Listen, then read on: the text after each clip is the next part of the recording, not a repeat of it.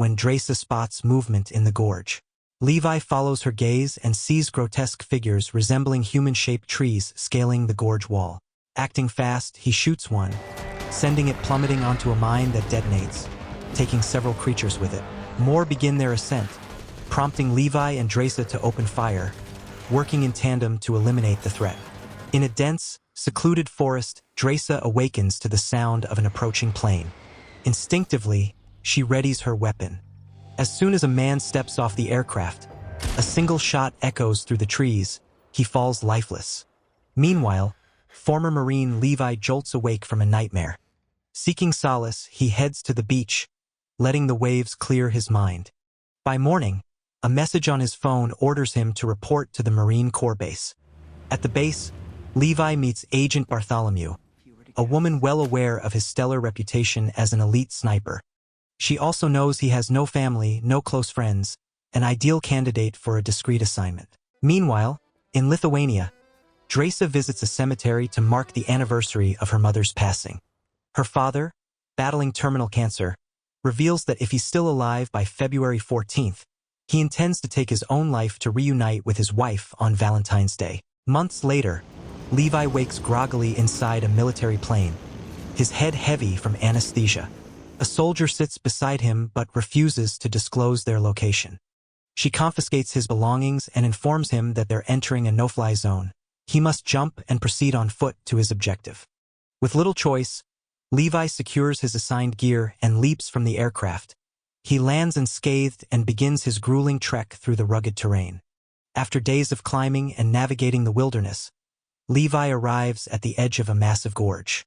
There, he encounters JD, a seasoned soldier who has been stationed here for a year. JD admits he's as clueless about their whereabouts as Levi is. He guides Levi to the West Tower, a self-sufficient fortress powered by solar panels, a backup generator, a rainwater system, and a vegetable garden. Across the gorge, the East Tower stands, but all communication with its guard is strictly prohibited. The surrounding area is laden with landmines and tactical barriers. No one crosses this divide. As JD familiarizes Levi with his duties, he outlines the routine.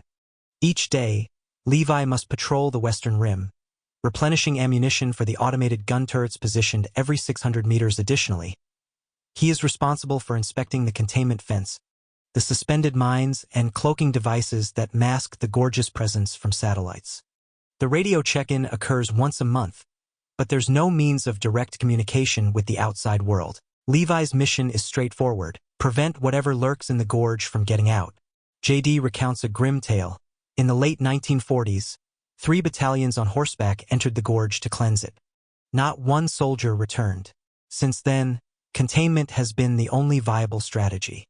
With his briefing complete, JD embarks on his departure. After hiking to the extraction point, a helicopter retrieves him via rope.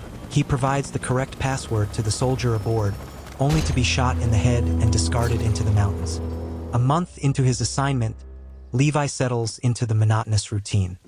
He patrols, maintains the security systems, and dutifully checks in on the radio, though the voice on the other end is uninterested in conversation. While tending to the garden one afternoon, movement catches his eye. Through his binoculars, he spots Dresa chopping wood at the East Tower. She notices him but pointedly ignores his presence. One stormy night, Levi jerks awake, gun in hand, heart pounding. A shattered glass at his feet convinces him of an intrusion, until pain in his foot reveals he simply stepped on the shards. As he patches up his wound, he notices Dresa observing him from her balcony. Their eyes meet briefly before she retreats inside.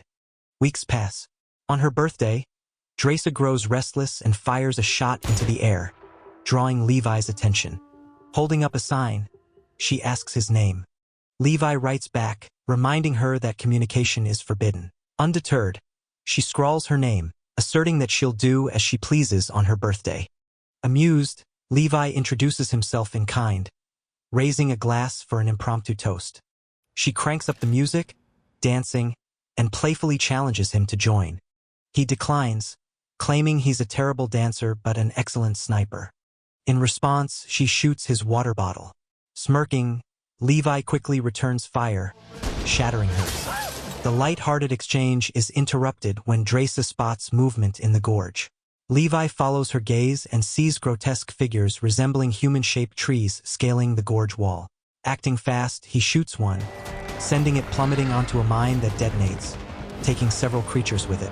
More begin their ascent, prompting Levi and Dresa to open fire, working in tandem to eliminate the threat.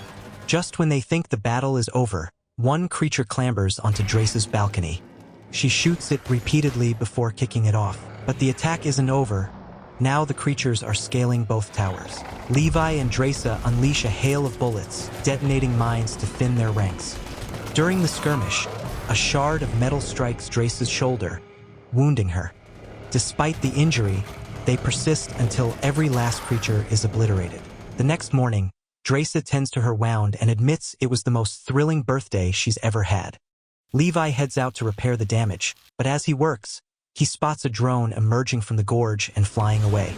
As December arrives, Levi decorates a tree with lights, crafting a makeshift Christmas scene. He leaves a message for Dresa, and soon they begin sharing small moments, playing chess, crafting snowmen, and even drumming on makeshift instruments. On Valentine's Day, Levi notices Dresa crying over a family photo. When she confesses she's struggling with the day's significance, he decides to bridge the gap between them, literally. Using equipment from the armory, he constructs a device and fires a rocket across the gorge, securing a rope to a tree on Dresa's side. Though a small fire ignites, Dresa quickly extinguishes it and fastens the rope. Watching from his tower, Levi gestures for her to join him for dinner. He slides across but gets stuck midway. With sheer determination, he pulls himself forward, finally reaching Dresa's side. He presents her with flowers, only for her to tease him about his stench. Agreeing to freshen up, he showers while she replaces his uniform with clothes left behind by a previous occupant. Over dinner, they discuss their lives as mercenaries and the toll it takes on their minds. One dance leads to another, and by night's end, their bond deepens beyond words. The following morning, as Levi attempts to return to his tower via the rope, disaster strikes. The Hollow Men launch a sudden assault, triggering an explosion that snaps the rope, sending Levi plummeting. He deploys his parachute just in time. Dresa, reacting instantly, arms herself before leaping into the gorge with a parachute of her own. She lands in a river but loses crucial equipment to the current. Meanwhile, Levi dangles unconscious from a tree as a creature lurks nearby. What follows is a desperate battle for survival as Levi and Dresa navigate the horrors of the gorge, unearthing the dark history of biochemical experiments gone wrong. Their journey leads them to uncover a long-forgotten military lab, where they learn the truth. The Hollow Men are remnants of lost soldiers, and the gorge is a failed super-soldier experiment sealed away from the world. Levi and Dresa find an old computer, revealing that Dark Lake, a paramilitary group, continued experiments after the initial incident. The drone they saw earlier was collecting samples for their super-soldier project. Levi discovers the Stray Dog Protocol, a nuclear failsafe meant to erase evidence of any outbreak. As they prepare to leave, Levi tells Dresa meeting her made this mission worth it. Suddenly, the Hollow Man's whip snags Dresa, dragging her through the forest. She struggles but loses her knife. Levi tracks them to an underground facility where Dresa is strung up and tortured. She breaks free and fights the Hollow Man, severing the snake in his chest. When Levi arrives, he finishes the enemy off with a gunshot. They find the original outbreak site, where creatures are trapped in goo. As they cross a bridge, Dresa disturbs the substance, triggering an attack. Levi clears a path with a sword, but a tendril grabs him. Dresa detonates a grenade, burning the creatures as they escape. They repair a military jeep and drive off. Upon reaching a rope barrier, Levi secures it while Dresa fights off Hollow Men. They ascend, but creatures climb after them. Levi cuts them down with the sword, and Dresa fights with an axe. A flare ignites a gas leak, causing an explosion that destroys the creatures, but also wrecks the jeep. Injured, they climb the rest of the way and return to Dresa's tower. After agreeing to quarantine for 5 days, they plan to escape together.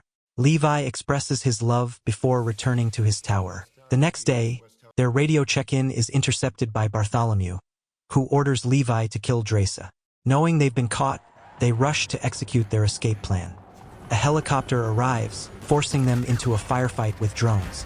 They trigger hidden mines, exposing the gorge and activating the stray dog protocol. The nuclear explosion takes out Bartholomew's team, but Levi is thrown off a cliff. Dresa barely escapes and hides, waiting for him. A month later, she gives up hope and leaves. In France, while working as a waitress, she is shocked to find Levi alive. He explains his long recovery, and they reunite with a kiss.